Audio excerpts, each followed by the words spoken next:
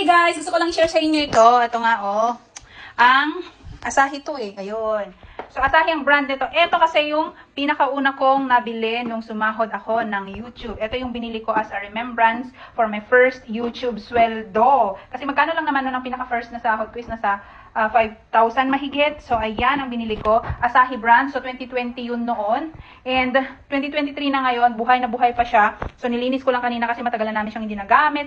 And ayan, tsura niya sa loob. So, bali, alam niyo yung water residue na tinatawag. So, kinapitan siya ng maraming ganun, lalo pat ang tubig dito sa amin yung madumi. So, nilinis ko siya. Kaya ganyan na siya ulit parang bago. Yung lang yung nasa ano niya. Hirap tanggalin yon. Ngayon kasi, meron na kaming dispenser yung ganun Yeah, so meron na kaming ganyan guys, and I believe hindi na namin kailangan magpakulo ng tubig para inumin. And then, ayan, meron na nga rin kaming water heater. So hindi na namin kailangan magpakulo pa ng tubig pampaligo.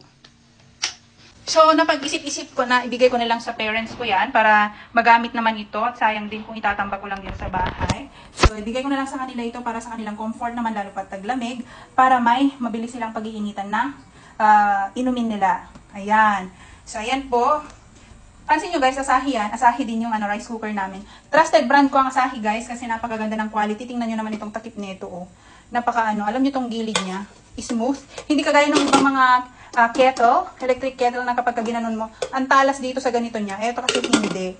So, ayan ang brand na Asahi ng water kettle.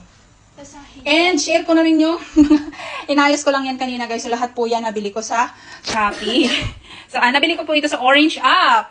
Ayan, so ito po ang Fujidenzo na microwave oven. Nililinis ko lang din kanina. Ayan, tapos ito din ang Oster na oven. So, ito po ay may broiler, toaster, air fryer, bake. Pwede ka rin dito yung convection. So, hanggang 230 yung niya. Tapos, ayan yung timer niya. Pero yung loob niya ganun. Ewan ko pa kung paano yan nilinisin. Nilinis ko na to kanina, hinugasan ko. Ganyan pa rin siya after kong hugasan.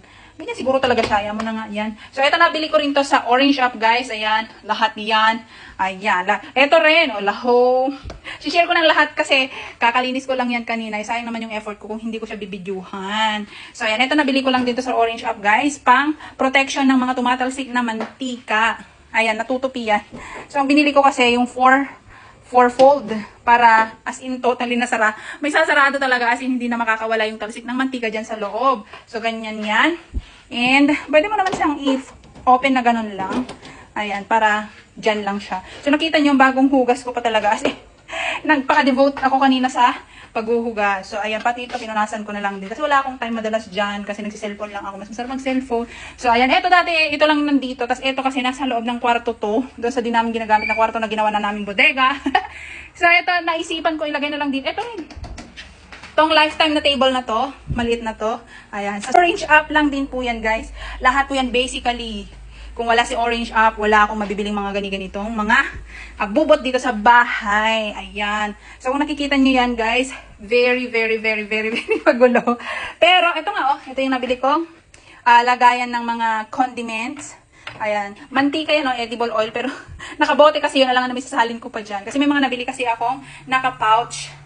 So, ayan guys, yung mga naka-pouch na mantika na binibili ko rin sa Orange App kapag sale, mga grand sale, ganyan. So, may mga nakabote rin, ganyan. Naka 70% discount kasi yan. So, nag-hoard ako at yun ang nilalagay ko dun sa bottle condiments. Ayan. So, ayan lang naman guys. Ito pa, share ko na lang din to. Ito, nabili ko rin to sa Orange App. Patuyuan namin ng pinggan kasi hindi pa talaga totally ayos itong kitchen namin. So, ganito lang muna for samantala. For the meantime, ang patuluan namin ng aming pinggan. Ito rin, nabili ko rin to sa Orange App. Itong gold na lagayan ng baso. Na hindi na magkakapareho yung baso kasi nabasag yung iba. Tapos yan, lagayan ng kutsara ng kitchen knife. So, ayan, basically yung aming cupboard. Okay, so yun lang guys ang mag-i-share ko sa inyo ngayon sa aking mini vlog. Kasi na-inspire ako maglinis kanina. At ito nga, nilinis ko tong water kettle, electric kettle. Dahil gusto ko na ipamigay sa parents ko para may magamit din sila. Yan lang guys. Thank you so much for watching. Kung gusto niyo pong mabili yung mga ganito, pwedeng ilagay ko na lang dito sa comment section kung saan ko nabili yung mga ganyan. Diba? Orange App lang yan. Bye!